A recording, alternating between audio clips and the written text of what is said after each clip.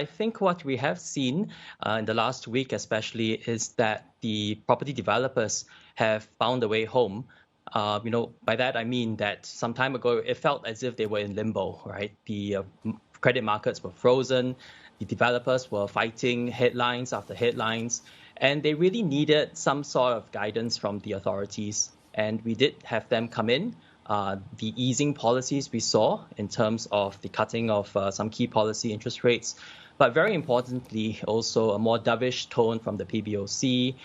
You have talk that the authorities would also loosen the access of credit and financing for the developers. These were really important to floor sentiment. So in a sense, I think that policy has given the green light that, all this tightening we've seen in the last couple of months, probably that needs a bit of a breather. And the developments last week, not just the rate cuts, but really in the middle of the week, having the developers loosen the ability to access cash, that was really key to improving sentiment. So in that sense, I think that the worst in sentiment is over, and all this volatility hopefully is behind us as the authorities have recast policy. Okay, it can't get any worse is what you're trying to say, and now's the time to take on duration as well as risk. Does this hold for onshore as well as offshore paper, or only one or the other?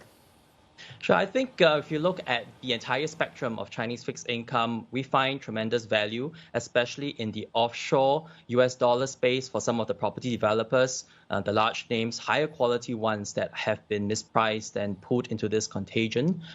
We find also some interesting opportunities, especially in the onshore CNY bond space, where we do think that because growth is slowing, because policy is a lot easier, rates are going to be range bound or even creep lower, and that would be positive for domestic bond yields. So I think that in both the onshore duration space and offshore credit/default risk space, you do want to take a barbell expression and to be long both the onshore bonds and also in offshore US dollar space. I think it's a slightly different story in offshore US dollar investment grade, where, of course, we are seeing pressures from the Fed, higher interest rates and inflation. That one, I think we do need to see valuations become a little bit more attractive for us to dip into the US dollar IG space.